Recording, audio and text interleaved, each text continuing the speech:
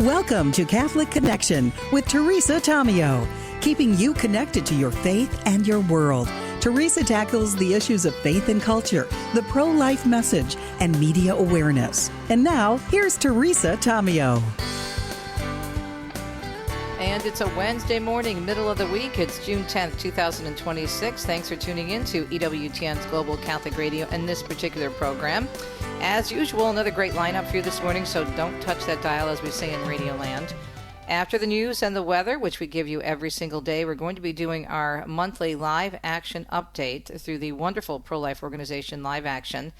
And their spokesperson, Kimberly Bird, joins us once a month, and she gives us an update on some pretty big pro-life stories. I don't know how many of you saw this out there on social media, different outlets, including TikTok, how this young couple, they were talking about, and this guy was an influencer apparently, and they were talking about how excited they were to have their first child. And then they learned through some blood tests and some other testing that the baby had Down syndrome. And so they decided to have an abortion, and they went public with that decision. And there was an overwhelming response on both sides of the issue. And we'll talk about this with Kimberly, because I think the big story here is how sad and how tragic that they felt that that was the only answer for them. Maybe they could have prayed and thought about adoption, or obviously raising the beautiful child themselves. Every child, every person, as a Pope has been stressing as he's visiting Spain and speaking with leaders in the church and in government, that every single person matters. Everyone is made in the image and likeness of God. And we'll talk about this with Kimberly. It's a very painful story, but there's other stories out there too as well. But once a month we get together with the wonderful folks from Live Action to discuss various pro-life issues. And then it's a Wednesday, so that means it's Shrines and Wonders Wednesdays, just based on a book from EWTN Publishing, Italy's Shrines and Wonders. And today we want to talk about the beautiful procession, the Eucharistic procession in Orvieto that took place on Sunday, and a little bit of a preview of my latest book, Volume 2 of Shrines and Wonders, this one featuring all the different places in the life of St. Francis in Italy. And that's coming out actually in less than 1 week. Now, it's already available for pre-order, and the sales are doing well, but it hits the bookshelves technically, old school bookshelves, in terms of technically being released next week. So we'll give you a little sneak peek. And that book is Volume 2 of Italy's Shrines and Wonders, discovering sacred spaces and fascinating places in the life of St. Francis of Assisi because of the year of St. Francis. And speaking of Italy, we'll stay in Italy, but go further south from Francis's Umbria down to Lazio in the eternal city of Rome, where we will find our very own Joan Lewis for Joan's Rome. Of course, now not only what's happening in Rome, the Holy Father is still overseas in Spain, but a look at the response to the Holy Father's various events, which have just been phenomenal. The response has been incredible. In the second hour, 2 cents, I think you're going to enjoy this clip we're going to play, at least part of an interview with the Vice President of the United States, talking about, and this is based on his book, talking about why he decided to join the One Holy Catholic and Apostolic Church. Now, there's a beautiful story and summary of this on EWTNnews.com with a hyperlink to the entire interview that was on Fox News on Tuesday. Now, we can't play the entire interview during 2 cents, but the reason I want to share it with you is it describes so much of what the people who are coming into the church now, we're seeing all these different numbers from dioceses around the country and around the world, of young people especially, appreciating the history and the consistency and, of course, all the teachings that have been passed on for some 2,000 plus years. And the Vice President mentions this as well. So we'll share a portion of that with you in our 2 cents segment. And then we'll wrap up for 2 segments in the second hour with Emily Jaminet, and she is with, of course, the Consecration to the Sacred Heart organization. Tomorrow, brothers and sisters, the bishops are going to officially consecrate the U.S. to the Sacred Heart of Jesus. And she has some suggestions on what we can do with our families and our homes this month to honor the consecration of the Sacred Heart of Jesus. So that's hour number 2 on EWTN Extra, and we already shared with you hour number 1. Now let's share with you the weather on a Wednesday morning, June 10th. National Weather Service says severe thunderstorms with a potential for 60 to 80 mile per hour winds, along with some tornadoes and large to very large hail expected across the northern and central plains through this evening. Heavy to excessive rain may bring a flooding threat to parts of North Dakota and Minnesota and from the Ohio Valley to the southeast, and that will be through this evening. Oh my goodness, it's 4 minutes past the hour already. Hope your Wednesday is going well. We need to get started with the news here on a Wednesday morning on EWTN.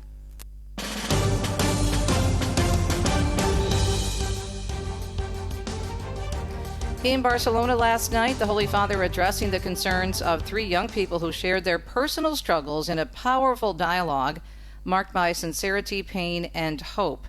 As EWTNnews.com reports, during the vigil held at the city's Olympic Stadium on the 4th day of the Holy Father's apostolic journey to Spain, the pontiff answering direct, profound, and heart-wrenching questions with the voice of a shepherd, human sensitivity, and moments of stirring intensity.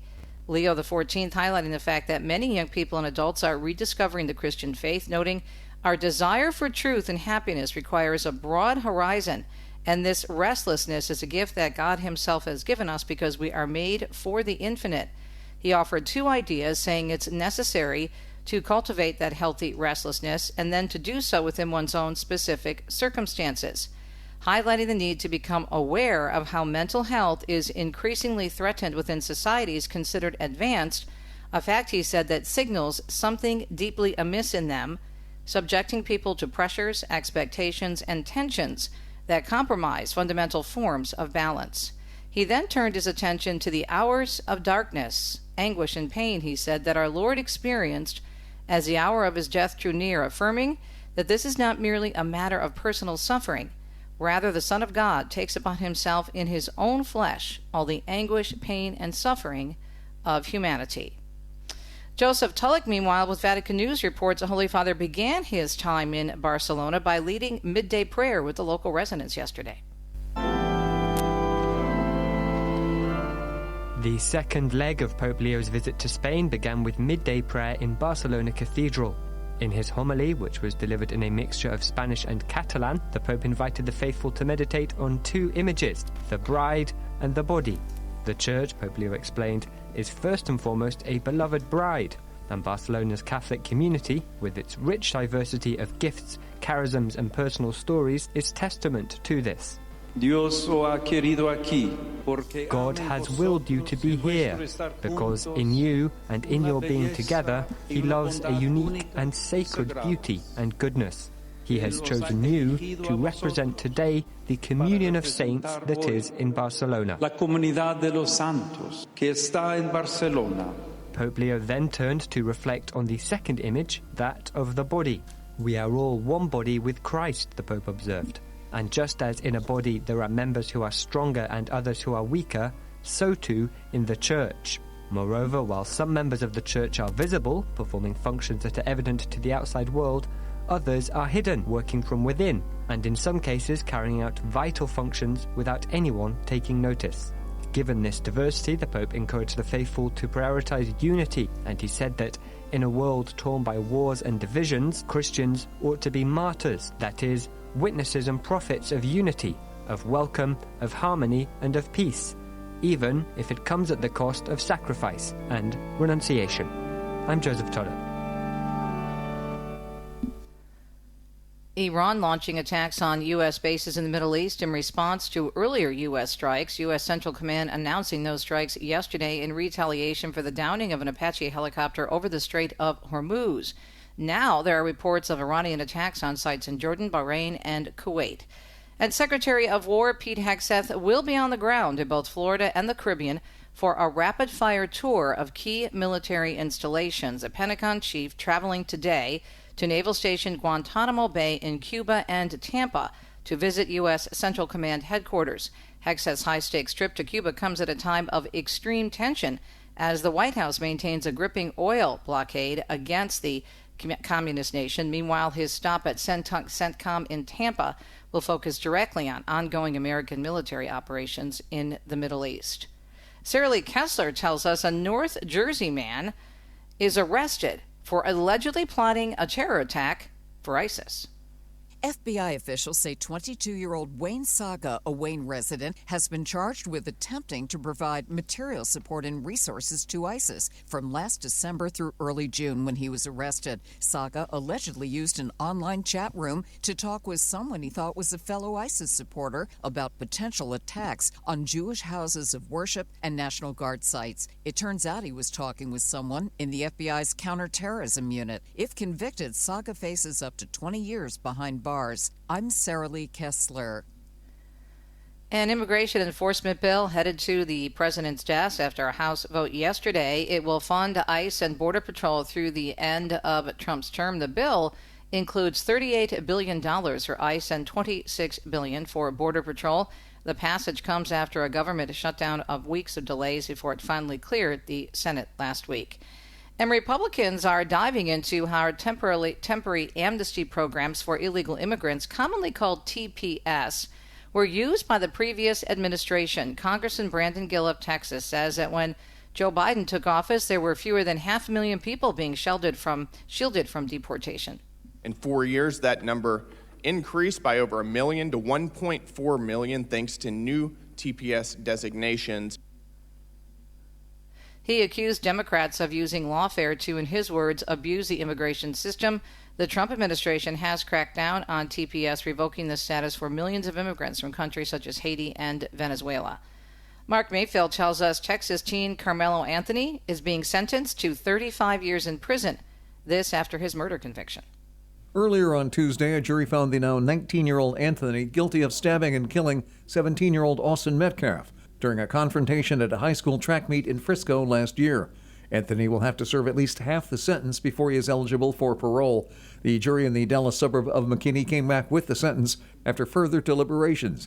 The judge told them they could consider sudden passion when a defendant commits an act because they didn't take the time to cool off when sentencing. I'm Mark Mayfield. Voters going to the polls in 4 states yesterday where primary elections are held on Tuesday. In one of the most closely watched contests, Graham Plattner has won the Democratic Senate primary in Maine. He defeated Maine's Governor Janet Mills and David Costello. He'll face Republican incumbent Senator Susan Collins in the November midterms. Elsewhere, Republican Nancy Mace is conceding in her race for governor of South Carolina. She conceded less than 2 hours after polls closed in the GOP primary, with results showing her trailing Trump-backed Lieutenant Governor Pamela Abbott by double digits. And Pima County, Arizona Sheriff Chris Nato says he's cracking down on unlawful behavior by YouTubers and others who keep turning up in Nancy Guthrie's neighborhood. The complaints got to be pretty egregious in that the behavior of those individuals was becoming pretty scary, pretty frightful. Several YouTubers have already been arrested. Nano says the new policy is aimed at those who will continue to ignore requests and warnings, and it also comes after 911 complaints from neighbors tripled. He says offenders will be cited and told not to return, but if they come back, they may be taken to jail. The mother of Today Show host Savannah Guthrie was reported missing from her southern Arizona home back on February 1st. She has still not been found, and the investigation into her disappearance is still continuing. And superintendents of some of the biggest school districts in the county could get a grilling from House Republicans, or that's today. Yes, today on Wednesday. The Committee on Education and Workforce holding a hearing titled Breaking Trust, Attacks on Parental Rights, Inappropriate Content, and Legal Abuses in America's Schools. Superintendents representing Chicago Public Schools and San Francisco Unified School District among those set to testify. We'll have more on that story, I'm sure, tomorrow in your news. It is a Wednesday morning. Thanks so much for tuning in to Catholic Connection, a big pro-life update with our friends from Live Action. That's coming up next.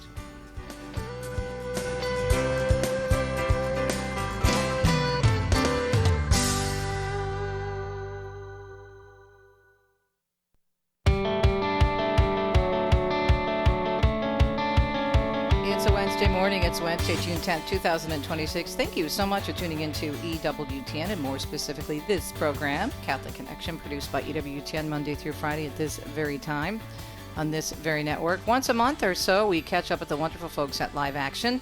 Live Action is a wonderful pro-life ministry started by the amazing Lila Rose, and she has amazing team members, including our regular guest, Kimberly Bird.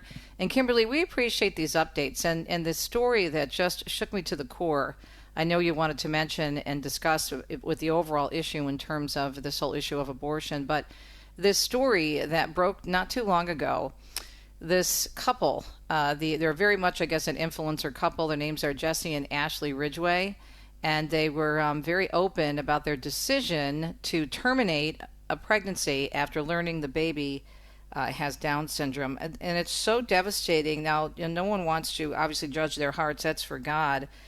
But it's sad to me, the message that this sends. What was the reaction from Live Action when you saw this story? And thanks for joining us. Good morning, Teresa. Yes, everyone's just very heartbroken. And I think it's important to recognize that when Jesse announced that he and his wife were, quote, terminating the pregnancy, we have to talk about what that really means. He's saying that they decided to kill their son.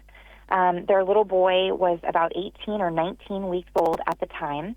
But from the moment of conception, we have to remember that that child was a precious human being, deserved protection, in a few weeks could have survived outside the womb.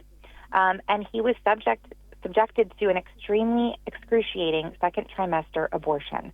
And it was all because they had the diagnosis of Down syndrome. And I'm looking at a headline and a couple of stories, and one in particular that I think is very sad. This is from the Christian Post. YouTuber Jesse Ridgway defends wife's abortion for Down syndrome baby. Not what I signed up for. That's so sad. I mean, that's eugenics, essentially, is what we're saying. 67% of people in America, Teresa, 67% that receive the diagnosis of Down syndrome, which you receive around that 18, 19-week time, decide to abort their child purely because of that diagnosis. And it's so sad because the life expectancy of a child with Down syndrome today is 60 years old. I mean, they have a beautiful, wonderful life, and they bring so much joy to their families and friends around them. And there is absolutely no reason why individuals should decide to deem a preborn child not good enough, not worthy of protection and life. In terms of the response, what should our response be? Because to reach out to them, because I know that there were some stories that made those people who were speaking up about abortion and killing an innocent life, and maybe there were some ugly comments. I'm sure there were, because some people can go off the rails and not be helpful in terms of giving a solid pro-life message. What is our best way to respond to this when people talk about this? What do you think? That's a great point. It's important, I think. First of all, we never, ever want to celebrate anyone saying anything horrible. I think what we want to say is we feel grief for the loss of their child.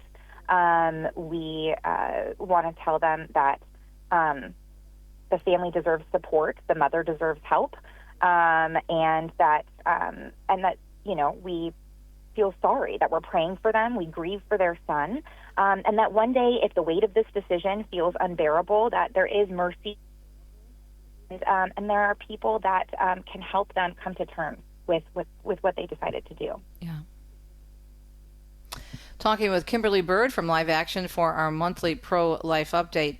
The other thing is, I'm wondering to whom or with whom they spoke, because there are so many wonderful families out there who have great stories to share about their own experience with Down syndrome children. So I wonder who their sources were. Have any idea? Absolutely. I don't know. They mentioned that they spoke to doctors, and many times, Teresa, these doctors that have this early diagnosis, they're wrong, right? There are so many people that I've spoken to in the pro-life movement that say, I was given a diagnosis of Down syndrome for my child, and they were born completely healthy without that. So I would say, first of all, you never know, and then second of all, there are amazing perinatal communities that can help with these prenatal diagnoses, where they can come and surround the family with love and support and guidance and help prepare them to take care of their child in the best way possible when they're born. There's also the option of adoption. I also think about families. Oh, go ahead. I'm sorry. Yeah, I was going to say the option of adoption, right? Yeah, right. Yes, and there are so many wonderful families that want to care for children with disabilities. And so if there's a family that feels that they're not able to do that, they need to still choose life for their child, love their child enough to choose life for them, and then allow another family to care for them. And the other thing I think about is, okay, he says, I didn't sign up for this, didn't expect this. But God forbid what would happen, let's say they have a healthy baby and then something happens a few years into that child's life and they're, God forbid, diagnosed with a very serious illness, something that could be debilitating maybe in other ways. I just wonder, do they think these things through?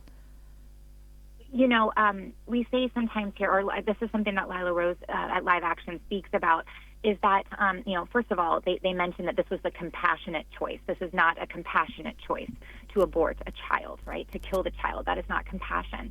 But trying to remove suffering from someone's life, that's not compassion either, because life is full of suffering. And we know as Catholics that there is joy in suffering and there is love in suffering.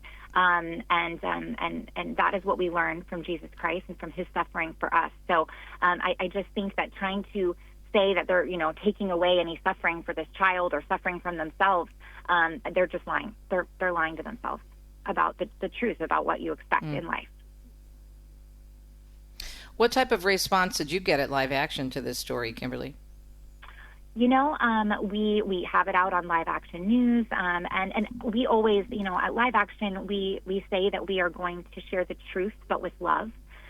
We like to always be winsome in the way that we approach various topics, because individuals won't hear you if you yell, shout, if you speak cruelly to others.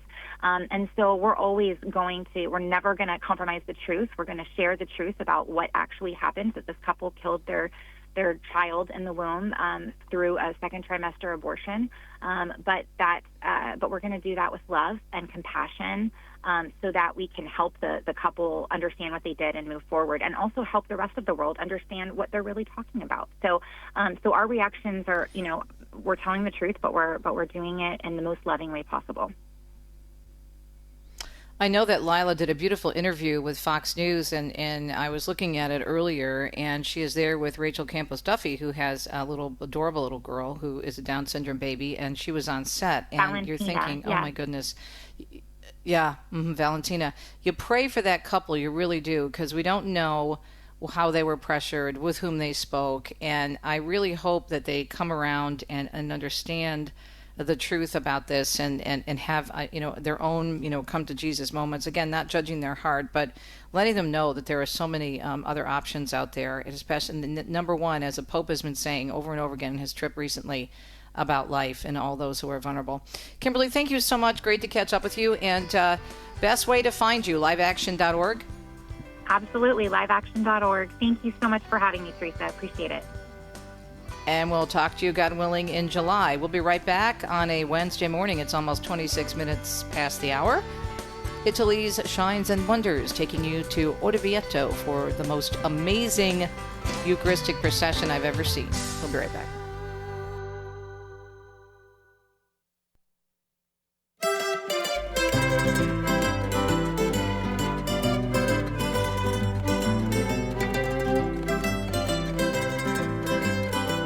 "28 minutes past the hour. Welcome back.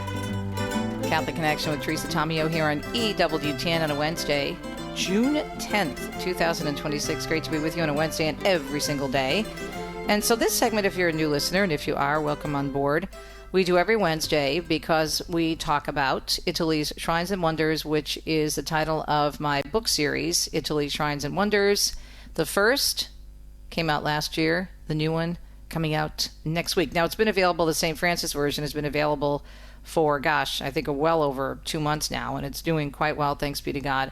But it will be hitting the bookstores, as we say, saying that, that's how we used to say in the old days with our books. But technically, it'll be out there on the bookstores, and you'll see it on Amazon where it says June 16th is their date when they'll start shipping them out. But it's also available, of course, and we would hope you go there first, the EWTN Religious Catalog. And you can get both books, Italy's Shrines and Wonders, Volume 1 and then Volume 2, all about St. Francis of Assisi. Okay, so Umbria is the region of St. Francis, is where he was born in Assisi, where he was raised, where he had his conversion, where he fought many battles.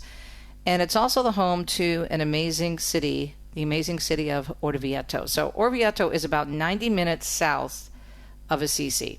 And it's not easy to get to. Not only does it sit very high on a hill, you could see it from the freeway, but there are some winding roads that you have to go through. It's a beautiful, beautiful journey when you're going off the main highway to Orvieto.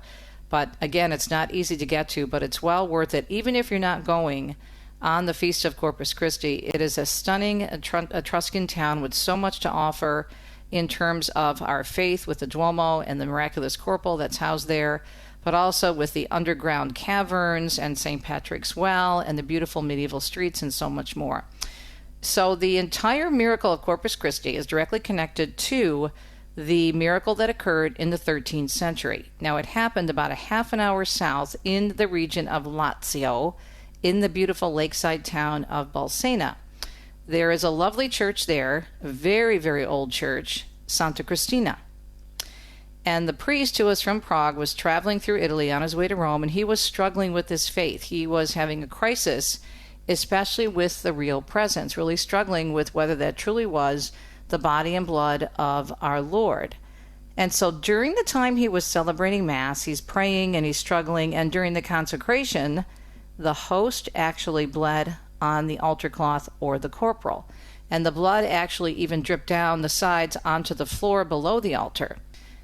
And to this day, if you go actually to the Church of Santa Cristina, they have a beautiful presentation, and they have a reliquary, or I should say they have, I think, at least two, where they have these slabs of stone, and to this day you can still see the bloodstains, and they have a special place cornered off of the actual altar where that Mass took place in the 13th century. More specifically, that was, I believe, 1264, so about 42 years after 20 years after St. Francis died. No, 40 years, sorry. My math it needs improving, obviously. But it's just an incredible place. That whole area, you could go to start in Santa Cristina's church, go to Mass there, maybe have lunch along the lake, which is a lovely small lake, but great for families. Then you might even go to the beautiful place called, the floating city or the dying city of the Civita Bagno Reggio, which is right in that area in between Bolsena and Orvieto. But if you are going to go, spend as much time as you can in Orvieto. And if you have the chance, next year, let's say you're planning a summer trip to Italy, think about trying to be in Orvieto on the Feast of Corpus Christi. And they celebrate this corporal, which has been there since a miracle. The priest took that corporal and safely transported it to Orvieto, where the Pope was at the time, and it remains there today. And now they have a special side chapel that was built for it, and it's kept most of the time in that reliquary above the main altar of that chapel. And you can see it 3 times a year. For longer periods, you can venerate it for weeks at a time. For example, the Christmas season, and then again the Easter season, and it closes on Pentecost. But the day of the Corpus Christi feast, they do parade through the streets in this wonderful procession, and then they actually put the corporal on the altar in the main part of the church of the Duomo for veneration. And so we had read about it, we had heard about it, and all the trips that we've made to Orvieto, we have never been able to get there the day of the procession. And we've seen many processions, and sometimes we've actually bumped into them and leading tours and whatnot. I remember one of our first trip years ago with corporate travel, one of the first pilgrimages Deacon Dom and I hosted. We literally didn't even know about this, but bumped into this huge, beautiful festival in Venice called the Regatta Storica, which happens the first weekend in September. That's also lovely, but it's more of a secular theme to celebrate the gondolas and the history of the waterways in Venice. It's fantastic if you can see that as well. But this procession in Orvieto was just so moving beyond anything that we ever expected. And the way they do the pageantry, the way they do the music, and the way they let people know what's going on, I thought it was so wonderful. They had speakers placed all over the city, and as the procession was passing by, they would repeat the explanation, explaining to you in Italian and then in English what was happening, who was passing before you, why they were passing before you, what they represented. They had a whole section of colorful flags with different images of different products. They had shoes, they had a scissor and a brush, they had garlic cloves, so they had a wine bottle. So these people were dressed up in these costumes that recognized their particular type of work, And then they had a whole series of people dressed in other medieval costumes, which was so beautiful. And that was even before you had all the religious that were processing in front of the canopy. And underneath that canopy, of course, so well protected and so much reverence shown to it, was the beautiful corporal on which our Lord and the host bled.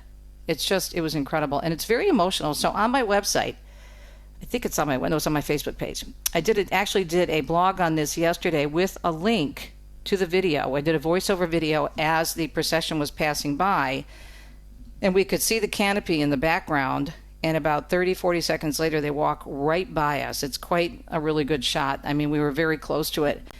And it's just so beautiful to see the people there showing so much respect and reverence to the corporal. And I'm telling you, it was so beautifully presented.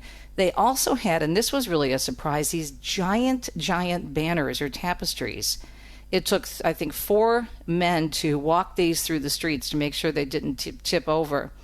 And they showed scenes from the chapel of the corporal. So the images that are on the wall, both sides, when you walk in to the chapel, you can see the priest presenting in the frescoes the corporal with the blood on it to the Pope, and then other things happening with the church there regarding the miracle.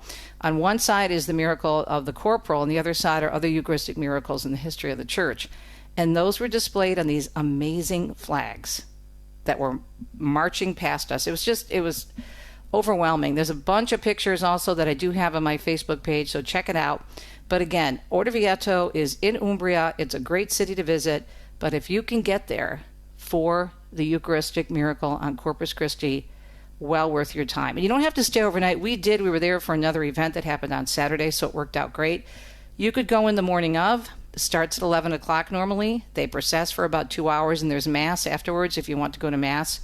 But again, it is so worth it to see this. And all kinds of processions all over Italy, but I have to say this is one of the most powerful and one of the most beautiful I've ever seen.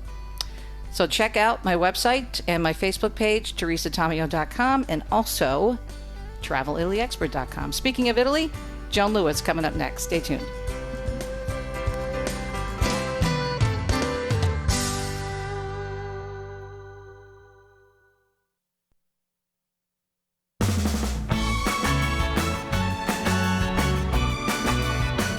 Staying in Italy, but going a little bit further south from Umbria, down to Rome, where we find our lovely friend and sister, Joan Lewis, Joan's Rome.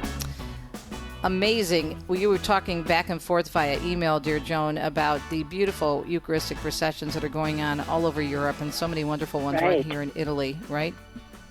Oh, yes, indeed. I've attended a number in my lifetime, but to, hear you just now and earlier to read your report of the one in Orvieto is just amazing. And I think anybody who goes to one for a first time has to be just speechless. Okay, it's a procession, but it isn't just a procession. That's right. The whole thing. So, but you're right. People should certainly try and attend one in their lifetime. Obviously, in our own country, there were many. If you can come overseas to some of the famous processions in Italy and Spain and elsewhere, as we saw, obviously, with the Pope on Sunday in Madrid, just 1.2 million people at the Mass and participating in the Corpus Christi procession. You've got the Pope walking for part of the procession, walking on a carpet of flowers, and I'm sure people can still find some of the images online of just the floral work that was done for the days. Fortunately, good weather and everything else held up for that as the Pope carried the Eucharist through the streets of Madrid. So just so meaningful. And what I love, the ones I've attended in Rome, if you had your eyes closed, you wouldn't think you were in the midst of a huge crowd.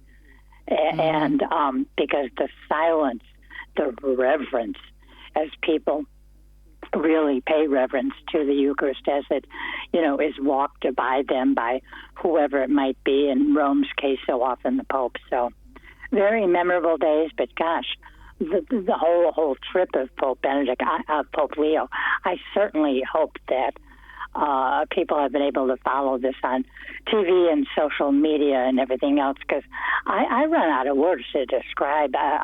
I've been following papal trips for over 40 years, but the depth, the breadth and depth of the feelings, Teresa, the ecstatic welcomes in Madrid and Barcelona for Pope Leo, the joy that just kind of comes through your TV screen, or maybe you're looking at something on your laptop.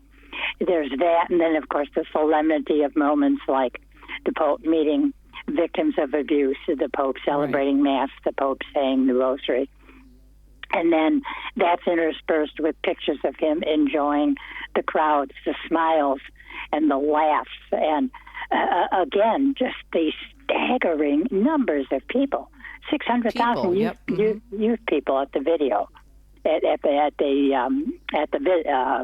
the vigil in in Madrid. So just unbelievable. Well, we're talking crowds of, for example, in the stadiums. I think it was in the Sacre Stadium in Madrid. It was 80,000, and then earlier this week, yesterday, wasn't there one where with the youth it was 40,000 to 60,000 people, and then the procession and the Mass on Sunday, 1.2 million people. They didn't expect that many.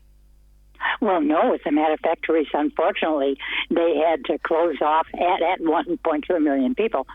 People were still trying to pour into the venue, whether it would be the Mass or to watch the procession. But all the security people, police, etc., who had been organizing these events, they had already what they knew had to be an outer limit. And they just nobody, for safety reasons, you have to understand that.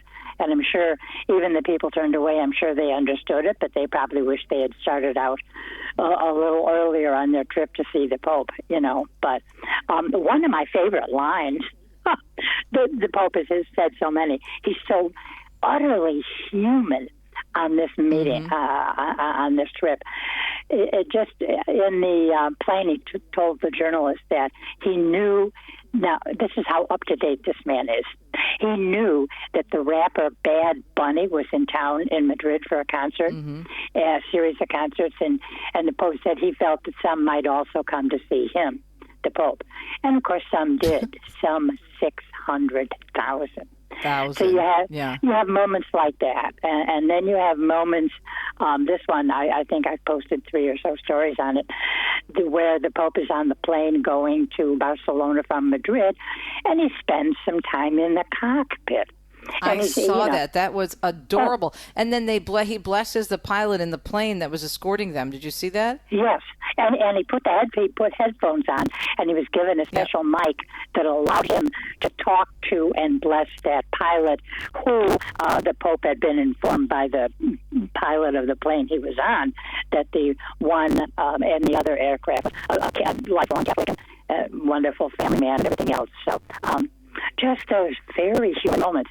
And another moment, when the Pope was in the Bryan prison, I think that was yesterday, in Barcelona, and there was a young gal who got up to give her little witness, and the Pope was so moved, he practically jumped out of his chair to give her a hug. But there's just the humanity of Pope Leo. If you haven't felt it up to this point, folks, and you're looking at some kind of different man, because his humanity with people, what he enjoys, what he loves, the ease with which he smiles and laughs and can hug someone, and or just sit in the cockpit of a plane. Oh my gosh! But just so many wonderful moments. But I think more than anything, the wonderful messages, and whether the Pope is talking to young people, or he's talking to the bishops of the country, for heaven's sakes, Parliament. Oh my gosh, Parliament. Well, you know what I did? I put the Pope's speech in. Of course, he spoke in Spanish and in Catalan too. That was in Madrid. He also spoke in Barcelona in the Catalan language as well as Spanish. But I knew that the Pope's message to Parliament would be online in English and many other languages. So what I did was watch it on the screen. I understand Spanish, but just if you can read something in your own language, you generally do. And but to hear him, a speech that covered so many topics and issues, and just his message that every society that calls itself democratic must promote freedom of thought, conscience, and religion. He said that supporting families strengthens a nation. And you know what?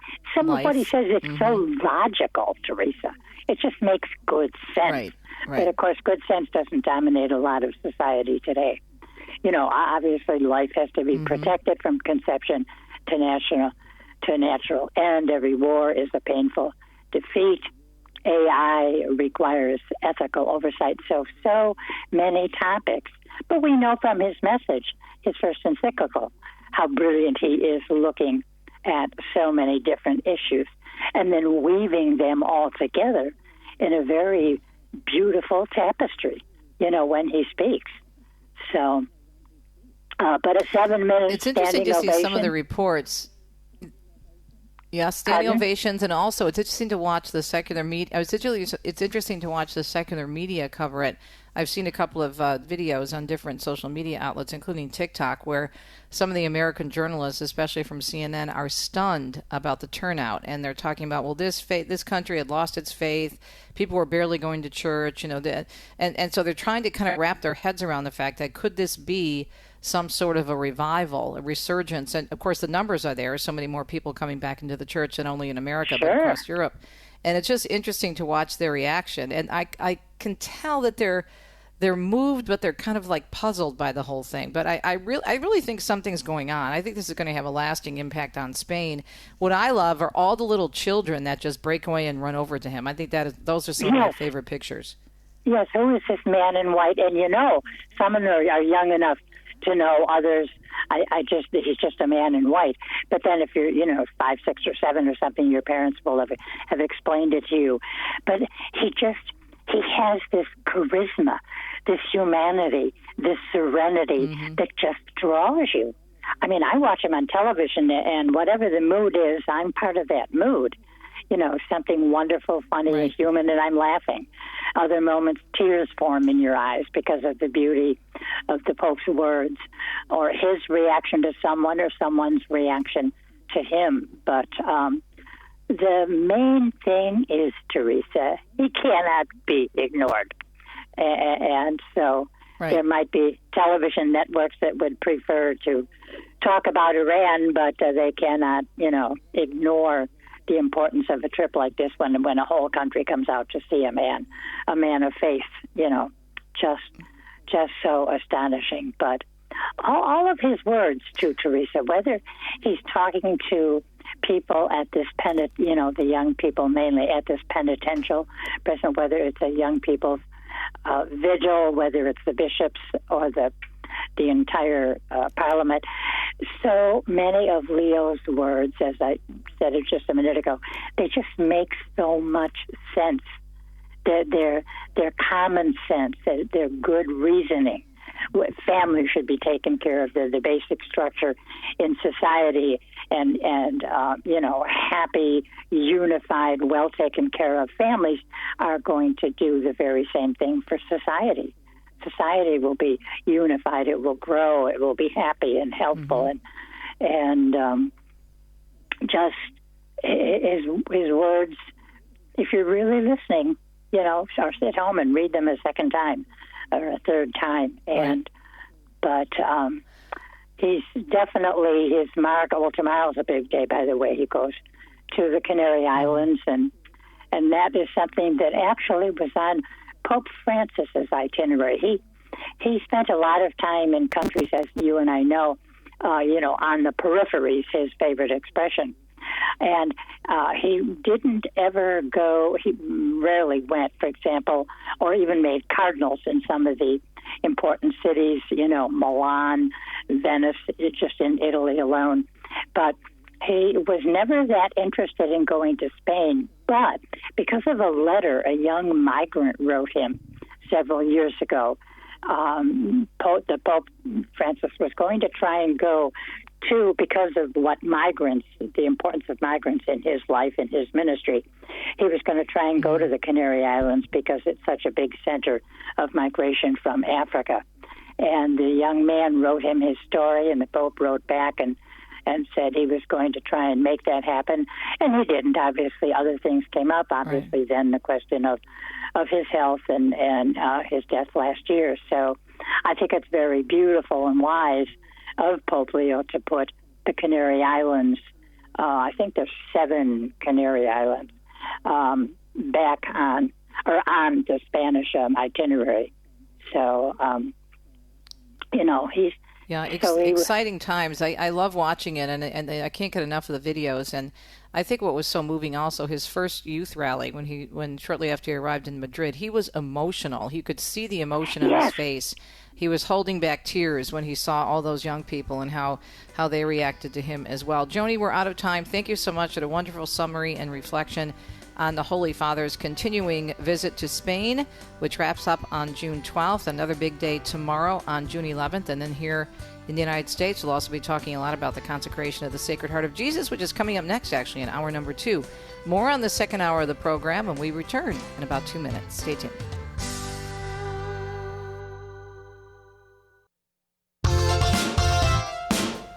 This hour flew by. It happens when you have great guests. And it continues, hour number 2 on EWTN Radio Extra. We are going to be chatting for 2 segments with the lovely Emily Jaminet. We're going to be talking about the beautiful consecration to the Sacred Heart of Jesus. This is a month of the Sacred Heart.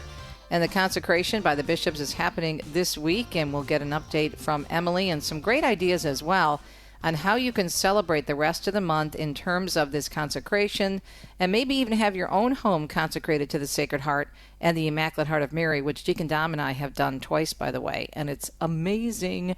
So Emily is our main guest in hour number 2, and then I saw this great story on our EWTNnews.com website, and it was all about an interview that Vice President, of course, Vance did with Jesse Waters earlier this week, and the story on EWTNnews.com actually has a hyperlink, and you can watch the interview in its entirety. And he talks about his reason for coming into the Catholic Church. Why Catholicism? Of course, he has a new book out about his journey and his faith, but it's really quite beautiful. And what I found really compelling is we're hearing all these stories about people all over the country, different dioceses and archdioceses, and Spain, Europe, Italy, England, everywhere. Practically. I'm exaggerating maybe a little bit, but there are a lot of new people coming into the church or coming back to the church, and for many of the same reasons that were mentioned by the Vice President JD Vance. He talks about the tradition of the church and the long-standing teaching. So we'll play a portion of that interview for you in 2 cents. And then again, as I mentioned, Emily Jaminet joins us on the Sacred Heart of Jesus. We'll be right back for EWTN Radio Extra and hour number 2 of Catholic Connection.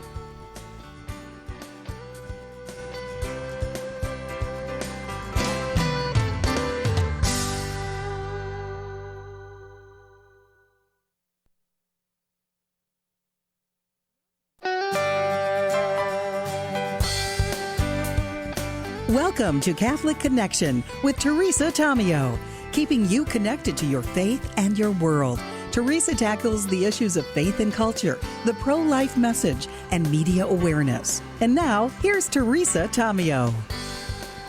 Thanks for tuning in. It's hour number 2 on a Wednesday morning. It's June 10th, 2026. So great to be with you on a Wednesday, every day, Monday through Friday at this time for hour number 2. Again, EWTN Radio Extra. Coming up in the second hour of the program, sharing with you a beautiful story that was posted on EWTNnews.com with a hyperlink to an interview that was conducted with the Vice President earlier this week about his journey into the one holy Catholic and apostolic faith. And what I enjoyed about it, I watched the whole thing. You can do it too. The hyperlink is there in the story, and I'll give you the headline and read you a few lead paragraphs before we play the clip. But what I liked about it is that he talked about his life in terms of where he was before he started thinking about getting back to his Christian faith and then deciding to which church he would like to belong. Now, he mentions his grandmother and how she had a strong Christian faith, but once he became successful and got very involved and was making a lot of money, kind of drifted like many of us do. And he was looking for something, and it really clicked for him when he had his first child, got married, had his first child. But I think his story in terms of recognizing that what the world has to offer can be very fleeting. And what really matters, obviously, is faith and family in that order exactly. So we'll share a little clip of that, about 4.5 minutes for our 2 cents segment, and then I'll share some thoughts of my own if we have time after we wrap up that interview for you. And then, as I mentioned earlier in the first hour, if you were tuned in, we have a wonderful guest. She's a semi-regular on this program, Emily Jaminet, and she is with the Sacred Heart of Jesus Consecration Organization, talking about the consecration to the United States. Sacred Heart of Jesus Consecration coming up this week with the bishops, and we'll talk about that. And then Emily also has some great ideas on how you can get your family involved in this month of the Sacred Heart. All right, so before we get started with the news, let's check the weather for you on a Tuesday. The National Weather Service is still saying there's some nasty weather moving in through parts of the country. Severe weather in the plains, heavy rainfall in the northern plains, Tennessee Valley, and the southeast. More specifically, they're saying severe thunderstorms, potential for 60 to 80 mile per hour winds, along with tornadoes. Some strong and large to very large hail are expected across the northern and central plains through this evening. And then we have heavy to excessive rainfall that could bring a flooding threat to parts of North Dakota and Minnesota and the Ohio Valley to the southeast, and that will happen through this evening. It's a Wednesday morning. It's June 10th, 2016. We're so glad you're tuned into hour number 2 here on EWTN Radio Extra. Let's get started right now on a Wednesday morning with your news.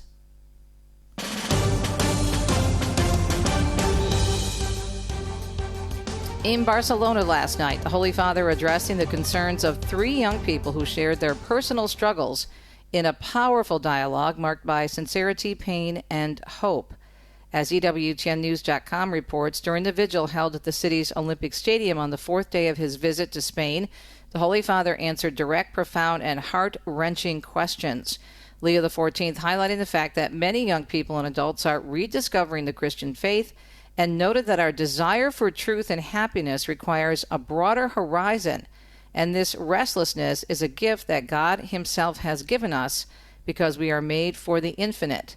And he offered 2 ideas to the young people, saying it's necessary to cultivate a healthy restlessness and to do so with one's own specific circumstances. The Holy Father highlighted the need to become aware of how mental health is increasingly threatened within societies considered advanced, a fact, he said, that signals something is deeply amiss in them, and it's subjecting people to pressures, expectations, and tensions that compromise fundamental forms of balance. He then turned his attention to what he called hours of darkness, anguish, and pain, recalling what our Lord experienced as the hour of his death drew near, affirming that this is not merely a matter of personal suffering. The Pope said, rather, the Son of God takes upon himself in his own flesh all the anguish, pain, and suffering of humanity. Meanwhile, Joseph Tulloch with Vatican News reports the Holy Father began his time in Barcelona by leading midday prayer with the local residents yesterday. The second leg of Pope Leo's visit to Spain began with midday prayer in Barcelona Cathedral. In his homily, which was delivered in a mixture of Spanish and Catalan, the Pope invited the faithful to meditate on 2 images, the bride and the body. The Church, Pope Leo explained, is first and foremost a beloved bride, and Barcelona's Catholic community, with its rich diversity of gifts, charisms, and personal stories, is testament to this. God has willed you to be here, because in you and in your being together, He loves a unique and sacred beauty and goodness. He has chosen you to represent today the communion of saints that is in Barcelona. La comunidad de los santos que está en Barcelona. Pope Leo then turned to reflect on the second image, that of the body. We are all one body with Christ, the Pope observed. And just as in a body there are members who are stronger and others who are weaker, so too in the Church. Moreover, while some members of the Church are visible, performing functions that are evident to the outside world, others are hidden, working from within, and in some cases carrying out vital functions without anyone taking notice.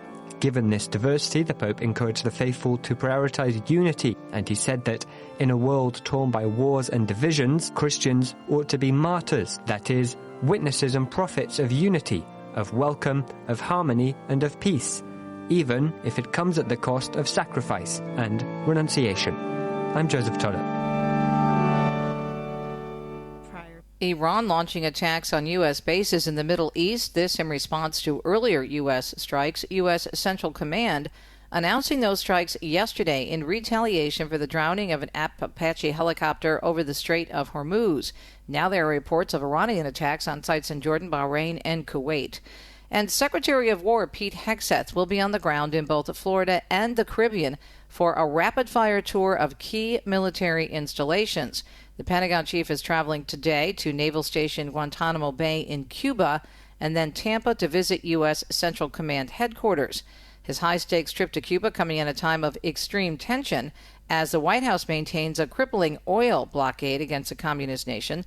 Meanwhile, his stop at CENTCOM in Tampa will focus directly on ongoing American military operations in the Mideast. And Sarah Lee Kessler tells us a North Jersey man is arrested for allegedly plotting a terror attack for ISIS. 22-year-old Wayne Saga, a Wayne resident, has been charged with attempting to provide material support and resources to ISIS from last December through early June when he was arrested. Saga allegedly used an online chat room to talk with someone he thought was a fellow ISIS supporter about potential attacks on Jewish houses of worship and National Guard sites. It turns out he was talking with someone in the FBI's counterterrorism unit. If convicted, Saga faces up to 20 years behind bars. I'm Sarah Lee Kessler. An immigration enforcement bill headed to President Trump's desk after a House vote yesterday will fund ICE and Border Patrol through the end of his term. The bill including $38 billion for ICE, $26 billion for Border Patrol. The bill's passage comes after a government shutdown and weeks of delays before it finally cleared the Senate last week. And Republicans are diving into how temporary amnesty programs for illegal immigrants, commonly called TPS, were used by the previous administration. Congressman Brandon Gill of Texas says that when President Biden took office, there were fewer than 500,000 people being shielded from deportation. In 4 years, that number increased by over 1 million to 1.4 million thanks to new TPS designations. He accused Democrats of using lawfare to, in his words, abuse the immigration system. The Trump administration cracking down on TPS, revoking the status for millions of immigrants from countries such as Haiti and Venezuela. And Mark Mayfield tells us that Texas teen Carmelo Anthony is now being sentenced to 35 years in prison after his murder conviction. Earlier on Tuesday, a jury found the now 19-year-old Anthony guilty of stabbing and killing 17-year-old Austin Metcalf during a confrontation at a high school track meet in Frisco last year. Anthony will have to serve at least half the sentence before he is eligible for parole. The jury in the Dallas suburb of McKinney came back with the sentence after further deliberations. The judge told them they could consider sudden passion when a defendant commits an act because they didn't take the time to cool off when sentencing. I'm Mark Mayfield. NBC News projecting Republican Steve Hilton will face off against Democrat Javier Becerra for governor of California. That's coming up in November. The two defeated Democrat Tom Steyer to advance to the general election. President Trump endorsing Hilton before the primary election. Hilton came out of a packed primary where candidates from all parties appear on the same ballot and the top two vote-getters move on to the general election. And voters did go to the polls as well in 4 states where primary elections were held yesterday in one of the most closely watched contests. Graham Plattner has won the Democratic Senate primary in Maine. He defeated Maine Governor Janet Mills as well as David Costello. He will face Republican incumbent Senator Susan Collins in the midterms. Elsewhere, Republican Nancy Mace conceding in her race for governor of South Carolina. She conceded less than 2 hours after polls closed in the GOP primary, with results showing her trailing Trump-backed Lieutenant Governor Pamela Yvette by double digits. Pima County, Arizona Sheriff Chris Nano says he's cracking down on unlawful behavior by YouTubers and others who keep turning up in Nancy Guthrie's neighborhood. The complaints got to be pretty egregious in that the behavior of those individuals was becoming pretty scary, pretty frightful. Several YouTubers have already been arrested. Nano says the new policy is aimed at those who continue to ignore requests and warnings and comes after complaints from neighbors tripled. He says offenders will be cited and told not to return, but if they come back, they may be taken to jail. The mother of Today Show host Savannah Guthrie reported missing from her southern Arizona home back on February 1st and still has not been found. The investigation continues. Levon Putney tells us fans coming to New Jersey to see any of the 8 World Cup matches starting this weekend will now have a website to check out for health-related issues or questions. The state health department set up what they're calling the World Cup 2026 Health Hub, which has links to show where to get the closest medical help and includes a page giving medical professionals info on treating visitors and international travelers who may not be familiar with the U.S. health system. The Health Hub also has a resource page full of advice on tick and mosquito safety, health, heat, sun, food, and drug safety, air quality, and what to do if feeling sick. A web search for New Jersey World Cup Health Hub, that should lead right to the site's link. I'm Levon Putney. Superintendents from some of the largest school districts in the country could get a grilling from the House on Wednesday, especially from Republicans. A committee on education and workforce holding a hearing titled Breaking Trust, Attacks on Parental Rights, Inappropriate Content, and Legal Abuses in America's Schools. The superintendents representing Chicago Public Schools and San Francisco are among those set to testify. And police in Colorado investigating after nearly 24 drivers received flat tires thanks to nails that were spilled onto a roadway in the town of Greeley, north of Denver. Skylar McKinley with AAA Colorado says anyone who traveled through the affected area of Highway 34 should check their tires and do it thoroughly. Nails can be tricky and can take, in some cases, several weeks of a slow leak for you to notice it. So my advice to drivers is know you were on this route around the time before or after that this happened. Street sweepers were used to clean up the mess, allowing the road to reopen. Police are trying to figure out who did this and find the party responsible for dumping those nails. And an uptick in fake government health insurance advertisements getting a new warning from the FTC. The agency says some businesses are paying to appear at the top of search engine results for health-related programs such as Medicare. They look official, the ads, but send people to lookalike sites that charge unnecessary fees, sell personal services, and also collect personal information. We'll be right back. It's a Wednesday morning. Thanks for listening.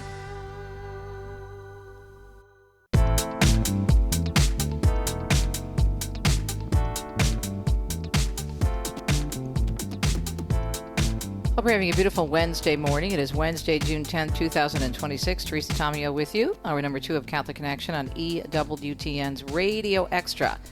If you go to our homepage at EWTNnews.com, that's the homepage for our news selections, of course, you'll see an update on the Holy Father's visit to Spain, all kinds of great stories on that. But you'll also find a wonderful story about the faith of the Vice President, more specifically how he chronicles his journey in his latest book. Now, earlier this week on June 8th, he sat down with the host of Primetime on Fox News, Jesse Waters Primetime, and talked about his journey. So let me just share a couple of paragraphs. And this story is by Daniel Payne, and it was posted, what is today, the 10th, just yesterday on June 9th.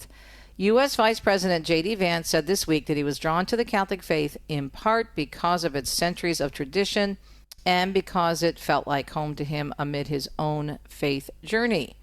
The Vice President telling Jesse Waters that he attended Christian churches while growing up, but that he wasn't properly formed in his faith, and then he eventually fell away from Christianity. A lot of us can relate to that, right?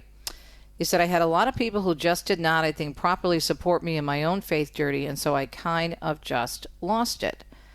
Now, it's a beautiful story. You should read the whole thing and then go ahead and listen to the interview, which is what I did this morning in preparation for our show today. But I think it's a very common story, first of all, of those of us who have fallen away from the faith and who may have fallen away from the faith earlier in their life, such as me and Deacon Dom. We were raised in a good, Catholic home, and many people have been raised in good, other types of Christian homes as well. And it doesn't mean that we were necessarily angry at God or disagreed with something very strongly with our respective churches where we called home for a time being growing up. But we just sometimes, many people fall away. And then the world comes in, and you're led to believe, as we were in the case of me and Deacon Dom, that, the most important thing is your status, your career, the money, what you're doing professionally, it's not about the faith. It's not about anything having to do with faith, but you didn't even really think about it except around the holidays that we had to go to Mass when Easter and Christmas rolled around. We went to Mass once in a while, but by the time our marriage was falling apart, we were barely going to church anymore. Go figure. Was there a connection? I do think so. Anyhow, I want to play this clip for you because he also talks about what many people are sharing. The people who are coming into the church or back to the church, all those people we see showing up, I think, for the Holy Father in Spain and these other places he's visiting. Many of them are a very strong spiritual journey and are recognizing the traditions, the age-old teachings passed on from generation to generation about the truth of the human person that can't change and do not change. And that, of course, it truly is what people are finding so attractive. And, of course, Jesus in the Eucharist. So this is a portion of the interview from Monday night of the Vice President talking about his journey into the church with Fox News host Jesse Waters. Take a listen. Mr. Vice President, how did you lose your faith? Well, Jesse, it's an interesting question, but I think really it started with the fact that I wasn't properly formed in my faith. I grew up, I went to church off and on. My grandmother who raised me, she was a person who prayed. She was a person of very deep faith, but I was never actually that rooted in any particular church, in any particular community of members. I remember a pastor, a guy who actually did a lot of ministry in prisons. He told me that one of the things he told the prisoners that he worked with is, you show me your friends and I'll show you your future. Yeah, I unfortunately had a lot of friends who were not people of faith. I had a lot of people who just did not, I think, properly support me in my own faith journey. And so I kind of just lost it. There wasn't any particular moment. It's not like I had this particular fissure with my own Christian faith, but I think for a lot of kids, they look at their faith, they maybe weren't properly formed, they didn't have a great church community when they were growing up, and then they get to the Marine Corps, they get to military, they get to college, and they realize their faith just doesn't mean that much to them, and so it's easy to discard. And that was certainly the case for me. It didn't mean that much to me, and so it was easy to discard. And in a lot of ways, the story of this book is how I realized how powerful and important that faith could be, so I came back to it, but it was a long and winding road, as they say. What exactly propelled you back to faith? Well, Jesse, I think a big part of it is that, I was doing very well. I was about to have, Usha and I were about to have our first baby. I was professionally very successful. I was making a lot of money. I had gone to all the right schools. And I realized that American elite culture was forming me to be kind of a bad person. It was forming me to be the kind of person who focused way too much on what kind of school I went to, on how much money I made, on what kind of job I'd made. I was way too focused on prestige and not enough on the things that mattered. And as I married this girl who I'd fallen in love with, and I became a father for the first time, I was thinking about much more important things, like how to be a good person, how to be virtuous, how to be a good and supportive husband, how to raise this son to be a good man himself. And the more that I thought about these bigger, more important questions, the more that drew me back to my faith. And I eventually realized, Jesse, I developed as a guy who went to Yale Law School and made a lot of money. I developed a good vocabulary for what was the successful versus not successful, but I had not developed a great vocabulary for what made a person good versus not good. And the more that I started to sort of search for that, the more that I realized that, what I'm really looking for is a good old-fashioned faith foundation, something that I once had but discarded.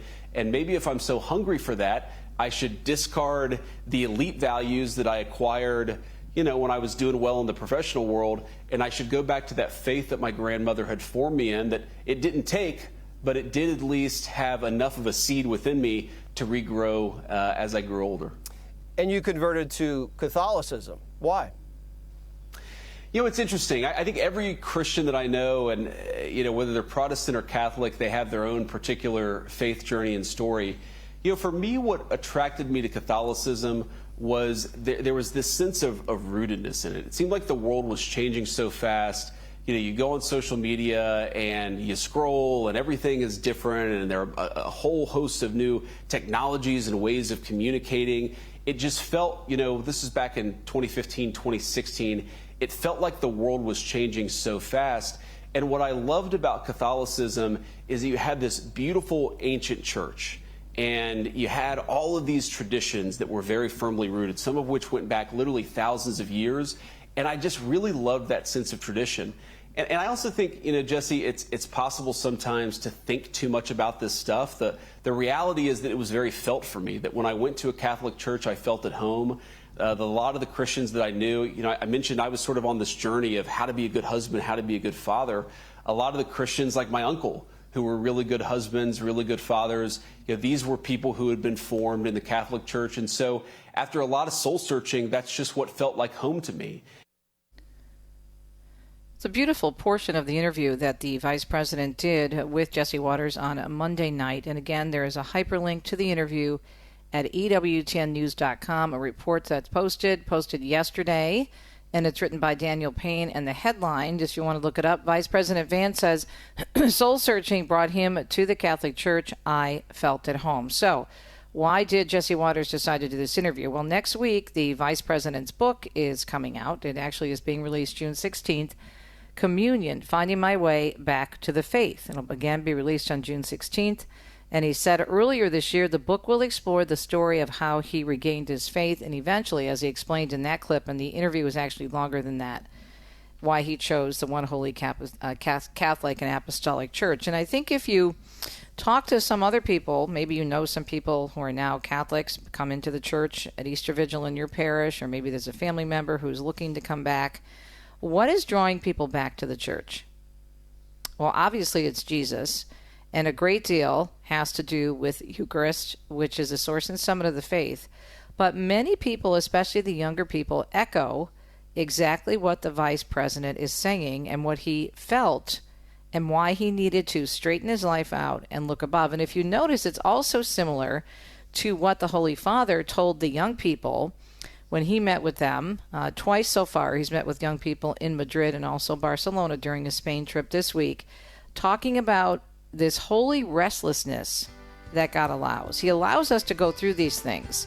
And what does St. Augustine say? And our Pope is an Augustinian. Our hearts are restless until they rest in thee. And what a great place, and the only place to rest, in the one holy Catholic and Apostolic Church. We'll be right back.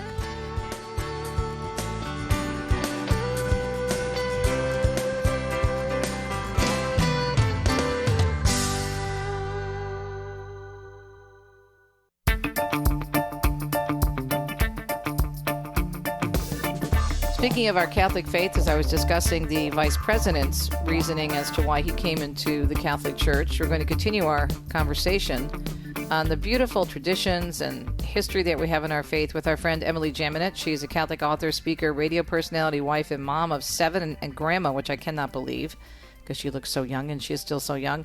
And she's executive director of the Sacred Heart Enthronement Network. And I really, really, really advise you folks, if you haven't done it before, get your home enthroned to the Sacred Heart. It's amazing. Deacon Dom and I have done it twice.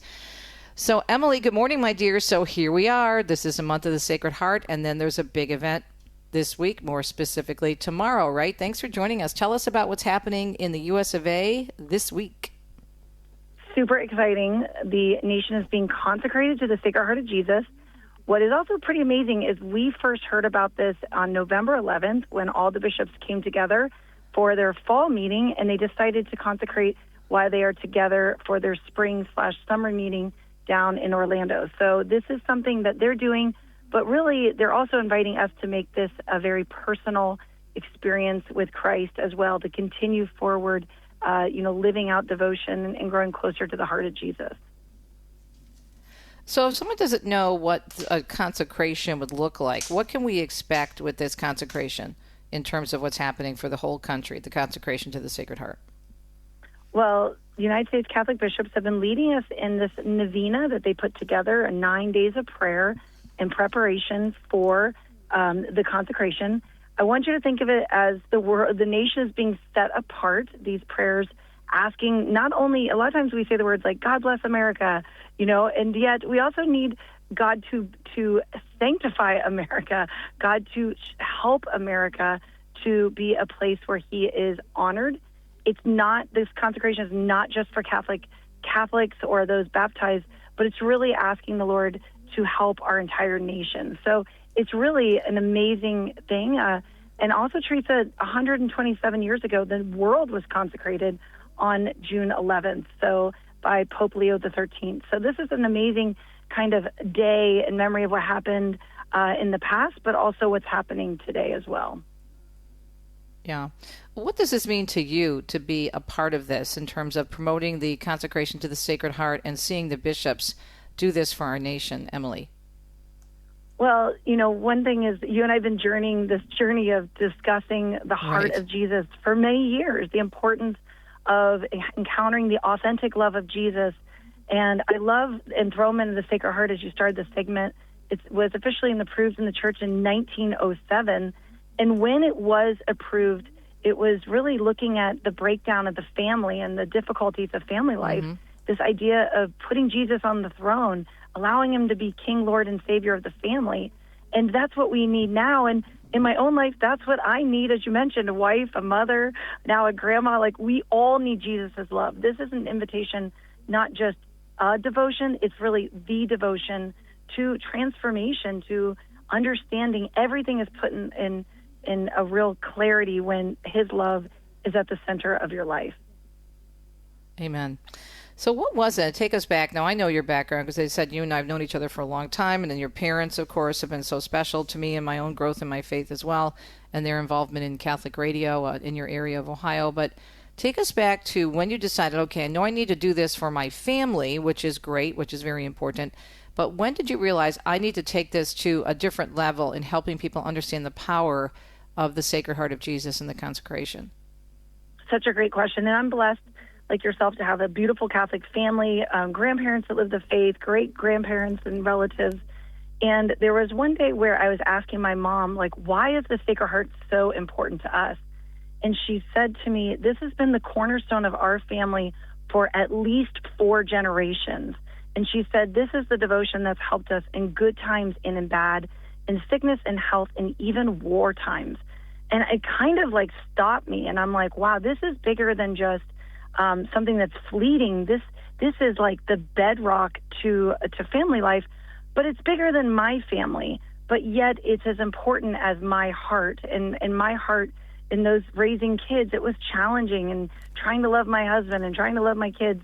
And I just remember, Teresa, thinking, like, I think I'm starting to burn out. I think I don't have all the love every person in my life is deserved and required, and I want to give as a Catholic mom. And in that moment, it was a moment of surrender that said, I need more Jesus. And when we did the enthronement, we noticed so many graces coming into our life. Like, I didn't feel like the weight of the world was my responsibility or my husband's. We could just keep giving it back to Jesus. And as a result, he was the problem solver. We just needed to trust in him.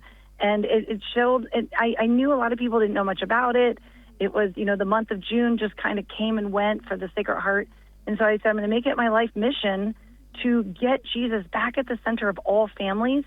So there's hope and restoration and devotion, but really just this new vision for family life. And I never regret a day of it. I absolutely am just beginning in this mission life. We're hearing so many people coming back into Emily or into the church because of the beautiful traditions. Even the Vice President said that, and I ran a clip of his interview that he did with Fox News earlier this week. His new book is coming out called Communion, and it's all about his faith journey. But the traditions and the dedications and the feast days, we see so much of this being put out there beautifully with the Holy Father's visit to Spain, and you see the Eucharistic processions and the music and the art connected to the faith. And people, I think, are longing for this. And I also think that's what's drawing people to the Sacred Heart, because the image of Jesus in the Sacred Heart, it's so beautiful. I'm so glad you brought up the actual image of the heart of Jesus, because what's powerful is Jesus' heart is outside of his body because he loves that much. And a great summary is he says, behold this heart that loves so much, but often in return receives indifference, ingratitude, and coldness, and even sacrilege. So as the world might be rejecting our God, we get to say, Jesus, I'm here. Come be the king of my heart. Come be the king of my home. Come be the king of our Catholic school, Lord, Savior, friend, even protector, provider. These titles really just illuminate how we live our life.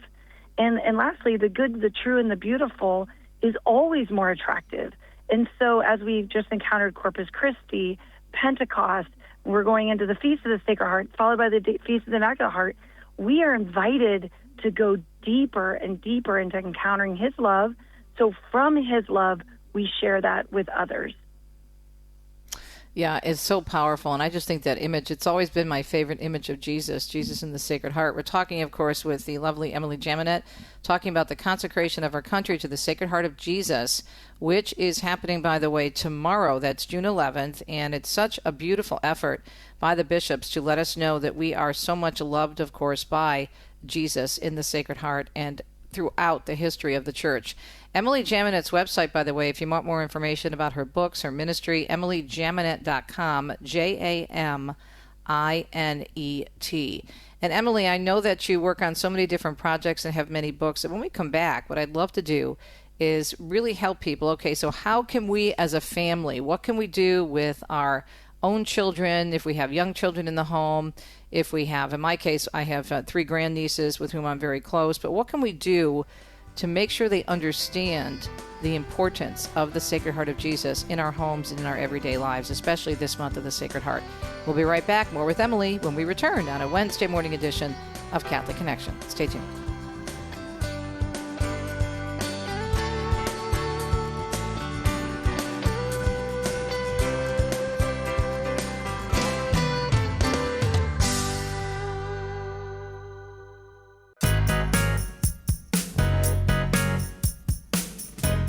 Wrapping up with lovely Emily Jaminet, author and speaker and expert on the beautiful Sacred Heart of our Lord, which, of course, this is a month of the Sacred Heart. And Emily, what do you suggest? I mean, there's so many, I'm sure, wonderful things we could do with our families to celebrate the consecration, but also to honor the Sacred Heart of Jesus in our homes, especially this month. What are your ideas, my dear? Well, I think the first thing is I want everyone to get an image of the Sacred Heart of Jesus, right, Teresa? And if you just, the first thing you could do is just fulfill one of the promises that Jesus gave to St. Margaret Mary Alacoque 351 years ago, and he said, I will bless every place in which the image of my heart is exposed and honored. So if this is in your front room, if this is, putting the image up, maybe in your office cubicle, maybe, in your, I'm working with a number of Catholic schools and parishes as well, but get the image exposed and start honoring the image. And so that it's a part of your life. His heart, his most sacred heart, also always points to the Eucharistic heart of our Lord that dwells within the tabernacle, right? So you're always connected to the heart of Jesus, the Eucharist, but it's an invitation for our hearts to be meek and humble as he proclaims so clearly in the Gospels. Now, I know Deacon Domini many years ago, and John Lavasco, who passed away several years ago. He was a great promoter of the Sacred Heart of Jesus and the Immaculate Heart of Mary with the Men of the Sacred Heart in my home area of the Archdiocese of Detroit. And I love the fact that he would tell us you have to put the image of the Sacred Heart of Jesus, and the ones that they would pass out at the end of the consecration would be the one connected with, obviously, Mama Mary. There would be Jesus in the Sacred Heart and Mary's Immaculate Heart. And so they give you this beautiful double picture, and they say the same thing. Put this in a prominent area so you see him and you let people know whom it is that you adore and that you love. And so that gives you, I think, a focus when you have those types of... Mother Angelica talked like that all the time about the holy reminders, right? I'm so glad you brought that up because it's important it's in that predominant place. And then I tell people, once the image is up or once you're open to the image being up, doing the enthronement, which you just mentioned, of the Sacred Heart, you're just saying, Jesus, you're welcome here, right? Like, it's like in Revelations, like, we're going to open the door and you can come dine with us. You can come live with us. We want you to be the King, Lord, and Savior of our home. And when we do that and we say these beautiful prayers, like, I promise you, the graces flow where you stop, feeling like bound by the chains of your day-to-day life, and you start to experience the peace and the trust and the surrender and really the opportunity to grow in holiness right in your own ordinary life. So it is, I think, really, the enthronement brings so much hope and also healing. So if you need healing with your children, healing in your marriage, healing, just even a lot of our widows, do it, and widowers, and they say, I realize now I'm not alone. So whatever your state in life is, and that's what the promises point to, the Lord's offering us, he's offering us grace.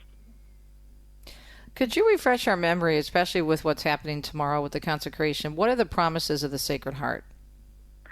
So the first one is, I will give them all the graces necessary for their state in life. I will establish peace in their homes. I will comfort them in their afflictions. I will be their secure refuge during life and above all in death.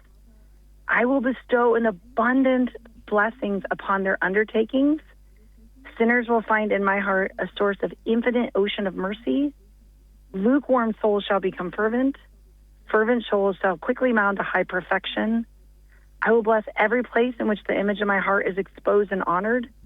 I will give priests the gift of touching the most hardened of hearts. And those who shall promote this devotion shall have their name written in my heart. And last, the great promise, I promise you in the excessive mercy of my heart that my all-powerful love will grant to all those who receive Holy Communion on the first Friday in 9 consecutive months the grace of final perseverance. They shall not die in my disgrace, nor without receiving their sacraments. My divine heart shall be their safe refuge in this last moment.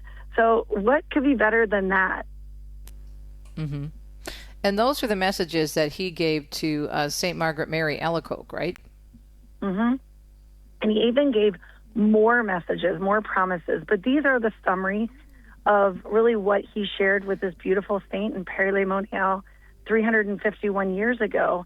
And it's also an invitation for us to take these promises, which are rooted in what it looks like when we have a vibrant faith life, rooted in the Gospels, of like, what happens if, I give Jesus everything?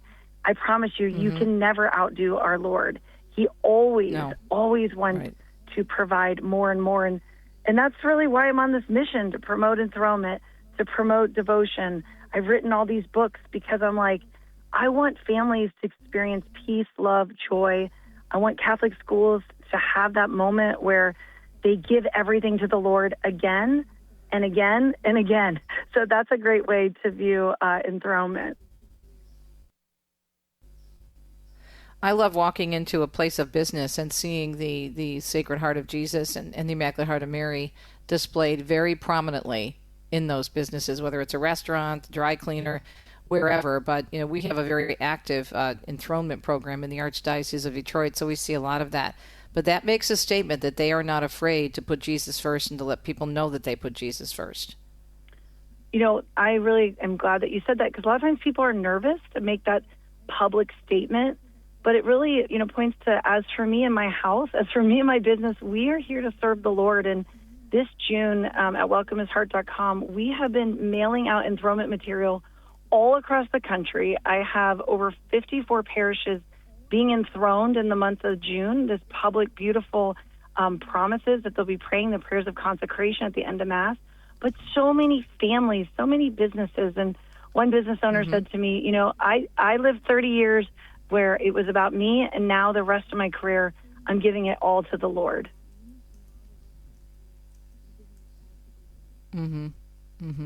Yeah.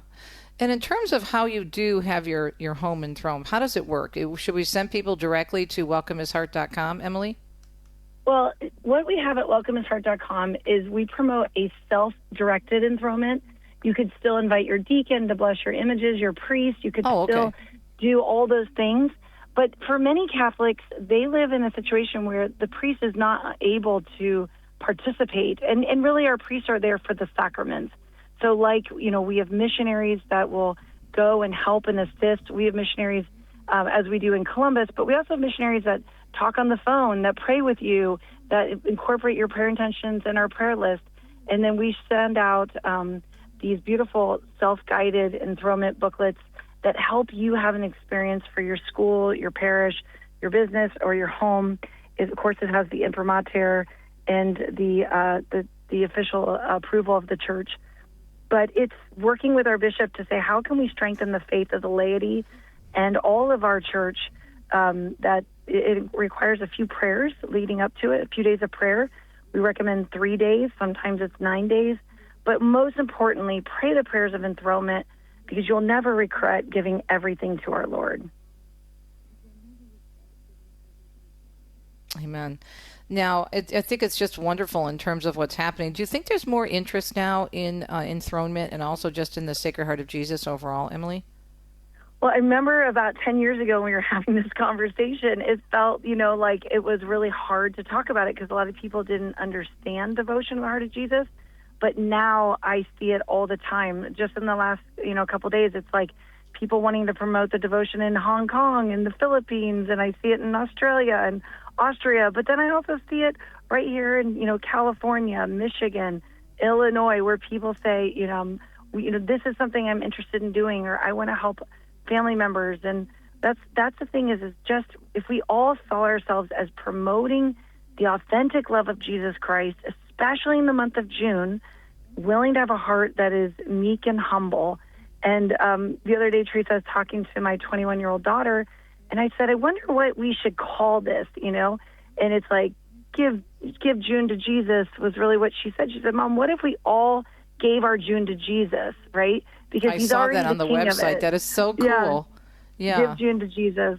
So that's really the mission, is that we all give our June to the Lord. And we can do a lot. Lastly, when we go and we offer up our communion, we offer up our daily tasks in that morning offering, it's so powerful. I promise it changes you from the inside out. When you say, Jesus, I'm here, I love you, you stop worrying about all the problems of the world and you start focusing on the good that you can do. And that's how I see this consecration, followed by the Feast of the Sacred Heart. It's a new beginning. It's an opportunity for our country as we approach our 250th anniversary. I love the way this is all so connected. If you look at the Sacred Heart of Jesus, if you look at Corpus Christi, which we just celebrated on Sunday, and of course in some areas they celebrated it last Thursday, sometimes both. If you look at the message of divine mercy, all of this is interconnected, and the message over and over again is the mercy and love of God. And that mercy and love of God is an invitation for all of us, right? Nobody is not included in this formula. For us to really understand how much Jesus loves us. And, one reason, Teresa, why I wrote that book, Holy Habits from the Sacred Heart, is because I realized it's hard sometimes to share the love with other people, especially the people you're supposed to love, your family members. And yet when we look to the heart of Jesus, we spend time understanding his heart is merciful, for example, and forgiving and all loving. It's an invitation for us to do the same. And he wants to strengthen our faith, but he also wants to restore all of these connections as well. Okay, we have about 2 minutes left. There's some final ways, Emily, that we can celebrate with our families for the Sacred Heart of Jesus month.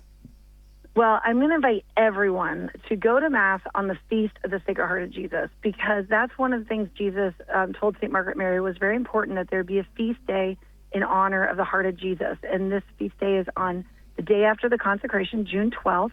I promise you there's going to be some Masses in your area, so if it's not in your local parish, look at a town over. But, begin by living out your faith, where you acknowledge these beautiful gifts such as the Feast of the Sacred Heart. I encourage you to do the enthronement of the Sacred Heart of Jesus, enthroning him as King, Lord, Savior, and friend of your family, getting that image up, getting that image blessed, and remembering that it's an invitation for us to love him more and more. And in my little book, Saint as the Sacred Heart, this children's book I wrote, I talked about how we need to cultivate not only our heart to be more like Christ, but we need to teach this to the next generation. We need to pass the torch of faith well, not only in formation, but how we love our family members.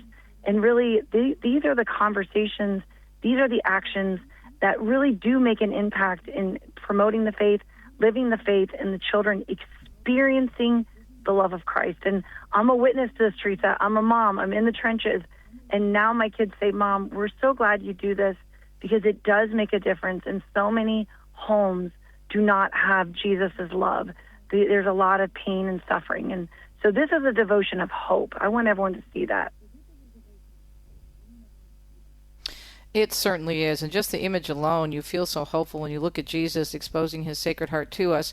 Emily, thank you so much. God bless you. Wishing you all the best and looking forward to talking to you again about the beautiful feast day of the Sacred Heart, which actually is this Friday. As Emily said, it's June 12th, and tomorrow is the big consecration. Just some more historical background. If you're tuning in a little bit late, you heard Emily mention this, but I'll repeat it a little bit. The devotion to the Sacred Heart has its roots in the 17th century visions of Saint Margaret Mary Alacoque, a French nun who reported that Jesus revealed his heart burning with divine love and wounded by human indifference.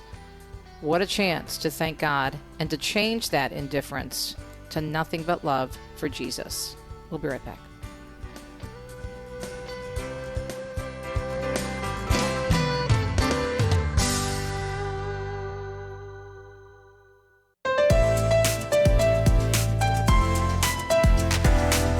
Just a reminder, tomorrow is the consecration of the nation to the Sacred Heart by the bishops. And then on Friday is the actual feast day. All right, also coming up tomorrow on Catholic Connection, I'm so excited. I'm going to be talking about a big anniversary, beautiful anniversary of our dear, dear friend, Father Mitch Pacwa from EWTN fame, and of course EWTN Live, and his wonderful books and so many years of teaching here at the network. 50 years as a priest. And so there's all kinds of amazing events going on to recognize his dedication to the church. And I'm sure we'll have some fun for 2 segments tomorrow, going down memory lane. And what was it that first drew him to the priesthood? What has he seen over the years, and what is he looking forward to? I'm sure he'll have a lot to say about that. So again, that is tomorrow. We're going to be chatting with Father Mitch Pacwa for our 2 segments of Cultural Connections, concentrating really on his anniversary of his priesthood, because that is such a commitment. And whenever someone says that they're going to go into the religious life and this is what they're discerning, we need to pray for them and support them. Alrighty, Steve Ray is going to be with us, taking a look at names of those in the upper room. That'll be a great discussion, I'm sure. And again, just a reminder, if you get a chance, maybe you can go on our website at EWTN.com and see if you can reach out or leave a message, maybe via email, through the network, for Father Mitch. 50 years as a priest. Isn't that amazing? We'll talk more about that tomorrow. Have a great Wednesday. Tomorrow we'll talk to you on a Thursday on Jaminet.